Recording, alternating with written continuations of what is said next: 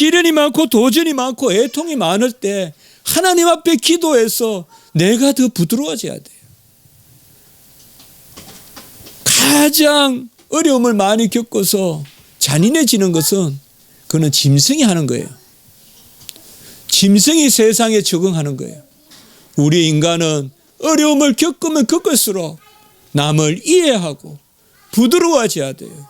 내가 얼마나 고생했는데 너희들한테 이 정도 내가 못하겠냐 하면서 막 잘됐다고 막 다른 사람들 업신여기고, 그것이야말로 가장 천한 인간의 모습이에요. 눈물이 있어야 돼요. 하나님 앞에 내 애통을 내가 지금 당한다고 두고 보자. 그건 짐승의 수준이에요. 내가 어려움을 당하면 하나님 앞에 기도하고, 내가 슬픔을 당하면 하나님께 기도하고, 그래야 그것을 오히려 나를 부드럽게 만들고, 부드러워야 돼요. 우리 성도님들 다 부드러워야 돼요. 부드러워야 큰 그늘이 돼요, 여러분들. 부드러워야 지도자가 돼요. 부드러워야 지도자가 돼요.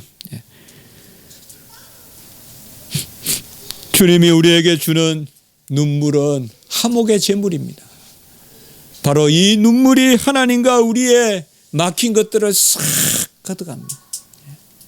죄를 걷어가고 고집을 걷어가고 자기 교만을 걷어갑니다. 그래서 눈물은 자기 부인의 눈물입니다. 나를 인정하는 눈물이 아니라 나를 부인하는 눈물. 그런 눈물은 마치 하나님께 나아가는 화목하는 다리와 같다.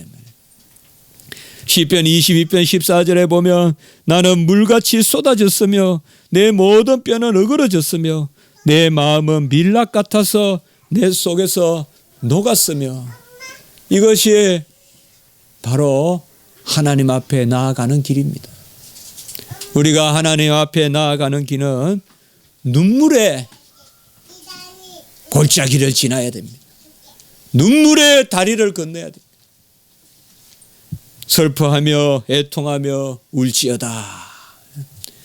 우리가 하나님 앞에서 눈물이 있어야 돼요.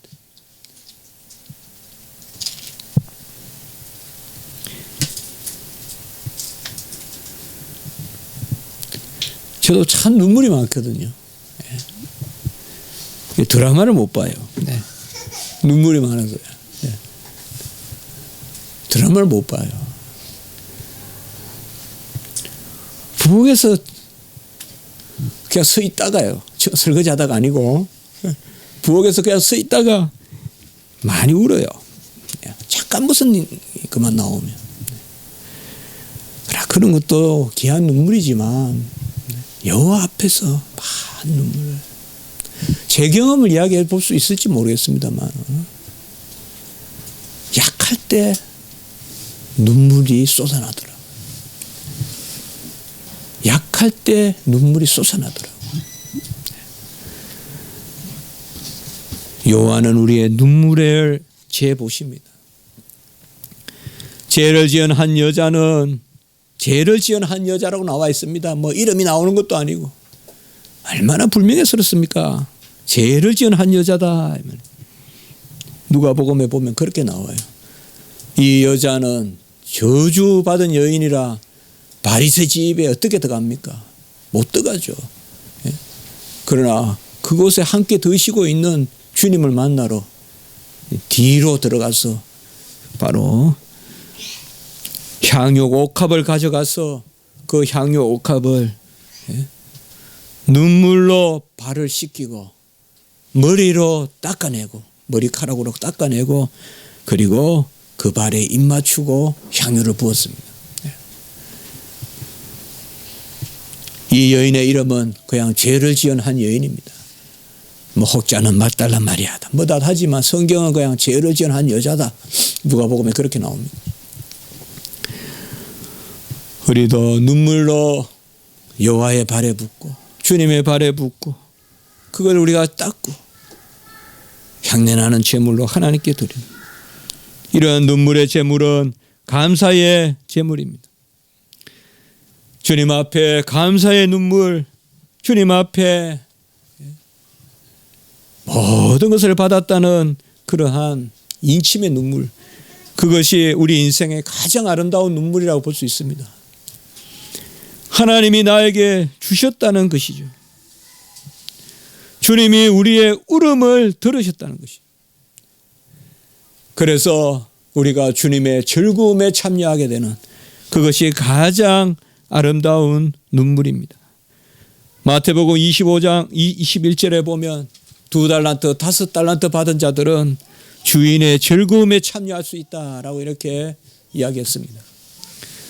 우리는 이 세상에서 진정한 눈물, 그 눈물을 누가 흘리셨습니까? 예수 그리스도께서 우리를 위하여 눈물을 흘리셨습니다. 우리의 눈물이 무슨 가치가 있겠습니까마는 바로 주님의 눈물로 우리의 눈물이 가치가 있습니다.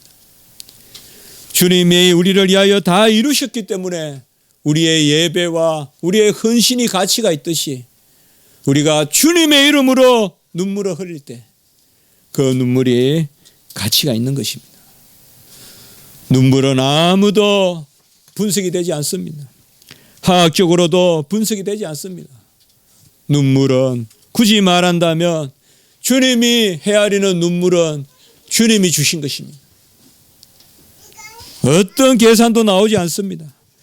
눈물 근원이 되시고 구원의 근원이 되시는 분이 바로 히브리서 5장 9절 오늘 말씀 보았듯이 예수 그리스도십니다. 그가 심한 통곡과 눈물로 간구와 소원을 올려드렸습니다. 가슴을 치십시오. 우십시오. 그리하여 주의 즐거움에 참여하십시오. 우리 앞에 기쁨이 있습니다. 주님도 그 앞에 기쁨을 위하여 울고 통곡하셨습니다. 우리에게도 앞에 기쁨이 놓여 있습니다. 우리의 눈물을 아무도 닦아주지 않습니다. 우리의 눈물은 어떻게 보면 우리의 연약함으로 세상 사람들에게 비칠 수 있습니다. 그저 울기나 하는 사람. 그러나 주님은 그렇게 보지 않습니다. 우리의 눈물을 달아보시고 우리의 눈물을 헤아리시고 그 눈물에 불쌍히 여겨서 그 눈물을 불쌍히 여기셔서 주님의 즐거움에 참여하게 하시는 것입니다. 하나님 곧 주의 하나님이 즐거움의 기름을 주께 부어주어라고 말씀했습니다. 같이 합시다. 즐거움의 기름. 즐거움의 기름을 우리에게 부어주시는 것입니다. 우리의 눈물은 즐거움에 이르는 길입니다. 주님이 눈물의 근원입니다. 주님이 기쁨의 근원이고 주님이 눈물샘이고 주님이 기쁜 샘입니다. 인생에 여러 일이 많습니다. 이해하기 어려운 일들이 많습니다. 도무지 받아들이기 어려운 일도 많습니다. 그러나 그 일이 끝이 아닙니다. 우리가 울 수 있고 울 때 아직 눈물이 남아 있을 때 그때가 바로 가능성이 있는 것입니다. 하나님은 우리의 눈물을 헤아리십니다. 야고보서 4장 9절 슬퍼하며 애통하며 울지어다 너희의 웃음을 애통으로 너희의 즐거움을 근심으로 바꾸시니라 라고 이렇게 말했습니다. 성경이 어떻게 애통이 끝이겠습니까? 근심이 끝이겠습니까? 슬피하며 애통하며 울지어다 너희 웃음을 애통으로 이 말은 세상 웃음 버리라 이 말이에요. 세상의 헛된 웃음, 세상에 TV나 주는 이런 웃음을 잠시 내려놓고 애통으로 바꾸라 이 말이에요. 그리고 너희 즐거움을 근심으로 세상 즐거움에 도취되어 살지 마라 이 말이에요. 그것을 근심으로 삼으라 이 말이에요. 그러면 진짜 즐거움, 진짜 웃음을 주신다는 거예요. 여호와가 우리에게 주시는 기쁨은 한량이 없거든요. 정말 만족스럽거든요. 충만하거든요. 눈물의 골짜기를 가지만은 주님께서 우리에게 이 눈물에 찬송이 있게 하시거든요. 우리 인생의 가장 아름다운 것은 어떻게 보면 주님 앞에서 통곡하면서 기도하는 모습이에요. 그때 우리가 가장 아름다운 소리를 내는 거예요. 피리는 때릴 때 쓰는 게 아니죠. 피리를 때리는데 박자 맞추는데 쓰면 되겠어요? 피리는 불어야 되죠. 우리 인생은 눈물이 있어야 소리가 나는 것이요. 눈물이 있어야 소리가 납니다. 오늘날 우리 기독교가 눈물을 많이 잃어버렸어요. 세례의 눈물이, 회개의 눈물이 없어요. 눈물이 없는 고백 돼버렸어요. 다시금 눈물을 회복해야 돼요. 울며 애통하는 소리가 이 땅에 꽉 차야 돼요. 서울에 꽉 차야 돼요. 다시금 모여서 기도하고 밤을 밝히고 기도하고 군데군데에서 기도해야 돼요. 가장 하루의 내 삶의 중심이 기도 굴로 들어가는 그 순간이 돼야 돼요. 내가 오늘 한 날 마지막에 앉아서 기도하는 그게 오늘 한 날에 가장 즐거운 시간이 돼야 돼요. 그게 새벽이든 그게 밤이든 나는 기도할 수 있기 때문에, 울 수 있기 때문에 나는 오늘 한 날의 삶을 영위한다, 살아간다. 그것이 우리 안에 있어야 돼요. 심령이 가난한 자는 복이 있고 애통하는 자는 복이 있고, 주님이 지금 우리에게 애통을 주고 눈물을 줄 때는 주님이 우리에게 복을 달아 보시는 것입니다. 하나님의 기쁨에 속한 자들에게는 이런 슬픔의 눈물이 있고 애통하는 눈물이 없잖아 있습니다. 성경에는 눈물 흘리지 않은 선지자도 없고 눈물 흘리지 않은 믿음의 조상도 없습니다. 많이 하나님 앞에 내어놓고 우십시오. 굳이 물리적인 그런 눈물이 아니더라도 심령의 눈물을 흘리십시오. 하나님 앞에 흘리십시오. 그런 기도는 꼭 들어주십니다. 네. 저도 어젯밤에 기도하는데 감기가 걸려서 눈물 콧물 다 떨어지게 기도했어요. 엎드려져 기도했어요. 근데 그게 다 즉시 기도 끝나자마자 다 말씀 하나님이 이루어 주셨어요. 네. 기도 끝나자마자 일어서자마자 이루어 주셨어요. 네. 간혹은 자다가 깨울 때가 있어요. 기도하세요. 네. 자다가 깨울 때가 있어요. 기도하세요. 하나님 앞에 기도하세요. 연약할 때 기도가 돼요. 아플 때 기도가 돼요. 감기라도 걸렸을 때 기도가 돼요. 더 돼요. 히스기야가 죽음의 선고를 받았을 때 아까 말씀하셨죠. 기도와 눈물로 주님께서 들어주셨다. 우리가 아플 때 많은 기회를 주시는 거예요. 그때 울 수 있고 그때 연약할 때 울음이 우리 가운데 넘치는 거예요. 아들의 통곡은 아버지의 눈물입니다. 에레미야 14장 17절에 보면 내 눈이 밤낮으로 그치지 아니하고 눈물을 흘리리니라고 하나님이 말씀하셨어요. 우리는 조금 울면 하나님은 밤낮으로 그치지 아니하고 눈물을 흘린다. 하나님이 그렇게 우시겠다는 거예요. 우리의 애통을 하나님께, 우리의 눈물을 하나님께, 우리의 기쁨의 눈물, 애통의 눈물. 겟세마네에서 주님은 기도하시면서 주의 일을 감당하셨습니다. 계시록 7장 17절에 보면 마지막에 우리의 눈에서 눈물을 씻겨 주실 것이라고 말씀했습니다.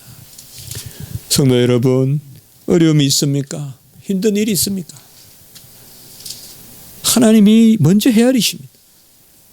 눈물이 있습니까? 눈물은 절망이 아닙니다. 눈물은 소망입니다. 그래서 소여상을 옮기면 안 됩니다. 우리는 그 눈물에서 소망을 보기 때문에. 눈물을 잊어버리자고 하는 사람은 악한 인입니다. 가장 사악한 사람이에요.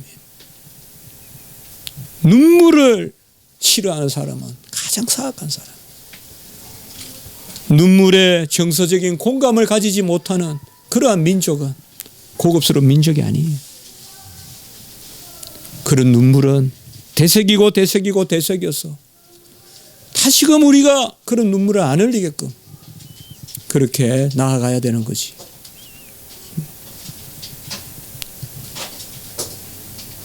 세상은 결국 눈물을 어떻게 해석하느냐, 이것이 격조라고 저는 생각합니다.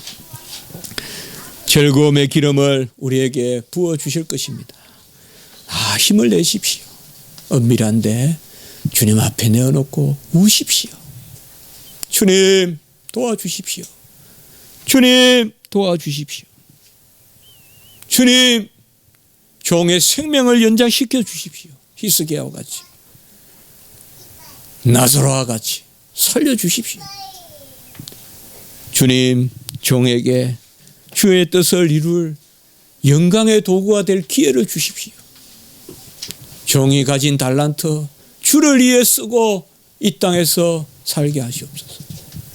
그렇게 기도하시면 주님께서 다 붙들어 주십니다. 강하면 강한 대로 감사하고 약하면 약한 대로 감사한 것입니다. 기도드리겠습니다. 거룩하고 자비로우신 하나님 아버지, 눈물의 근원 되시고 샘이 되신 우리 주 예수 그리스도께서 심한 통곡과 간구로 눈물로 우리를 위하여 친히 간구하심으로 우리가 모든 일 가운데 주인의 즐거움에 참여하는 그리의 자리에 선 줄 믿습니다. 주여 우리를 불쌍히 여겨주시고 우리를 하나님의 은혜 가운데 인도하여 주시옵소서. 우리의 메마른 심령을 기름지게 회복시키시고 우리의 고든 목을 주님께서 부드럽게 하시고 우리의 심령이 촛밀같이 녹아 여호와 보시기에 합당한 심령이 되게 해 주시옵소서. 주여 애매한 눈물을 흘리고 슬픔을 당한 사람들을 위로하게 하시고 함께 우는, 함께 고가는 그러한 세상이 되게 해 주시옵소서. 구주 예수 그리스도 이름으로 감사하며 기도드리옵나이다. 아멘.